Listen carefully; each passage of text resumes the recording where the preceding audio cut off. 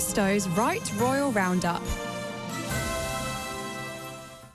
And we start this morning with some good news. It's nice to start with some good news on a Saturday morning. This is the news of the King apparently wanting to make an appearance in Australia. Apparently, he has stepped up plans for his Australian tour, hoping that he's going to be well enough to get away to do this tour of Australia and New Zealand later this year. A source told the Sun newspaper that the King is raring to go and get on with the job. His hope for an autumn state visit to Australia comes as he is over the moon at a successful start to cancer treatment. I mean, I'm not sure anyone could say that they're over the moon when it comes to cancer treatment, but certainly he is as tough as old boots, is King Charles. He's very well looked after, and I think this is wonderful if he can get himself down under, hopefully later this year. Apparently, he's supercharging plans for the 2-week trip, which will also take in New Zealand and Samoa. However, they are going to schedule in some significant downtime so that he has the energy to carry out all of those duties. Buckingham Palace sources said that the monarch is feeling positive and his medics are feeling optimistic. This was after he was seen on his walkabout at Easter weekend. The palace has said nothing is ruled in or out. They remain cautious, but as I said, he is keen to get on with the job.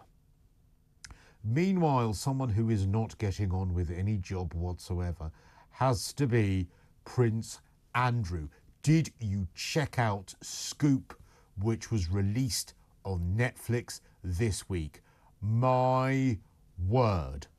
Honestly, sometimes I go on YouTube and Instagram and I watch those road rage videos after car crashes. Well, this was like a 90-minute car crash of Prince Andrew and the arrogance of him giving this interview and thinking he did a good job. And if you love that interview, and it's something that I adore, Emily Maitlis, love or loathe her, and Sam McAlister, who of course is the booker that managed to broker that interview, those two women are absolute geniuses when it came to getting, well, the world's biggest scoop. Now, the movie I think is brilliant. What I love is that it actually gives credit to someone who is a booker, who is a producer in the background, who doesn't always get the credit that is deserved.